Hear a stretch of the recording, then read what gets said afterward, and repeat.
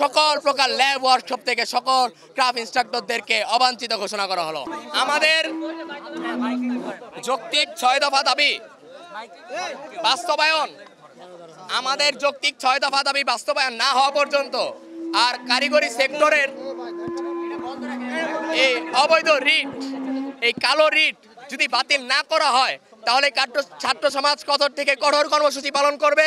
আর আগামীকাল থেকে এখন থেকে সারা বাংলাদেশের সকল পলিটেকনিক ইনস্টিটিউট একত্রে সকল প্রকার পরীক্ষা কার্যক্রম বর্জন করলো। আর যতদিন পর্যন্ত না এই বিষয়গুলো সমাধান হচ্ছে সারা বাংলাদেশের সকল পলিটেকনিক ইনস্টিটিউটের শিক্ষার্থীরা আমরা একত্রিতভাবে এই ষড়যন্ত্রকারী ক্রাফট ইনস্ট্রাক্টরদেরকে সকল ল্যাব ওয়ার্কশপ থেকে অবাঞ্ছিত ঘোষণা করলাম। আমরা চাই যৌক্তিক সমাধান, আমরা চাই ক্লাসে ফিরে যেতে, আমরা চাই না বারবার আমাদের এই দাবিগুলোর সাথে সাংঘর্ষিক সিদ্ধান্ত নিয়ে সরকার, সচিবালয়, অধিদপ্তর আমাদেরকে আমাদের অধিকার থেকে বঞ্চিত করুক। আমরা আমাদের অধিকার ফিরে চাই। অধিকার পাওয়ার পর নিজ নিজ অবস্থান থেকে আমরা ছাত্র হিসেবে ছাত্রদের অবস্থানে ফিরে গিয়ে ক্লাসরুমে ফিরতে চাই। আমরা এই সংঘাত চাই না। তাই আগামীকাল থেকে এখন থেকে সারা বাংলাদেশের সকল পলিটেকনিক ইনস্টিটিউটে সকল প্রকার পরীক্ষা কার্যক্রম বর্জন করা হলো এবং সকল প্রকার ল্যাব ওয়ার্কশপ থেকে সকল ক্রাফট ইনস্ট্রাক্টরদেরকে অবাঞ্ছিত ঘোষণা করা হলো।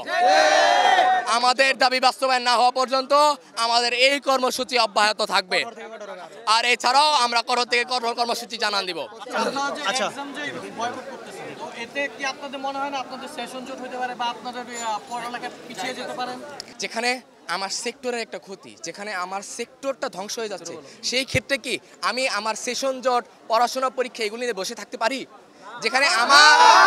যেখানে আমার টেকনিক্যাল পদটায় যদি নন টেকনিক্যাল ব্যক্তিরা আসা শুরু করে, আমার টেকনিক্যাল পদে চাকরি কমতে থাকে, এই সেক্টর তো অস্তিত্বই শেষ হয়ে যাবে। এখানে তো শিক্ষার্থীরা পড়াশোনাই করতে আসবে না। যদি আমার সেক্টরকে বাঁচাতে হয় তখন আমার এই সেক্টরকে বাঁচাতে হলো এখন বর্তমানে আমার সেশন জট, পরীক্ষা বর্জন এই সকল বিষয়কে আমাদের দৃষ্টিগোচর করে হলেও আমাদের দাবিটা আগে বাস্তবায়ন করতে হবে। তাইলে কারিগরি সেক্টরটা ধ্বংস হয়ে যাবে। এখানে কোনো ব্যক্তির স্বার্থে আমরা আসি নাই, আমরা আসছি আমাদের সেক্টর সংস্কারের স্বার্থে, আমাদের সকলের স্বার্থে। আমাদের দাবি বাস্তবায়ন হবে, আমাদের সেক্টরটা আবার সচল হবে, ঠিক পজিশনে আসবে, আমরা আবার আমাদের ছাত্র হিসেবে নিজের অবস্থানে ফিরে যাব।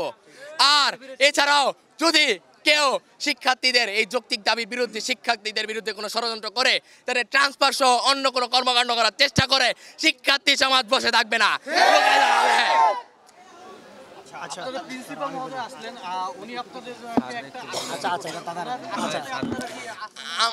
আমরা কোনো মৌখিক আশ্বাসে বিশ্বাসী না, আমাদের বাস্তবায়ন প্রয়োজন। যদি মৌখিক আশ্বাসে যদি কার্যকর হতোই তাহলে 9 সেপ্টেম্বর আমরা 7 রাস্তায় বলেছিলাম এই ষড়যন্ত্রকারী ক্রাফট ইনস্ট্রাক্টরদেরকে এই সেক্টর থেকে অপসারণ করতে, কিন্তু এই অপসারণটা করা হয়নি, যার ফলে আজকে এই ষড়যন্ত্র, এই সমস্যা। কিন্তু তিনি তো বললেন তিনি ছাত্রদের সকল দাবি একমত হওয়া আর বাস্তবে কাজ করা খুবই ভিন্ন। সচিব মহোদয়ও আমাদের দাবির সাথে একমত হয়েছিলেন, কিন্তু আমরা বাস্তবায়ন এখনো দেখতে পারি নাই।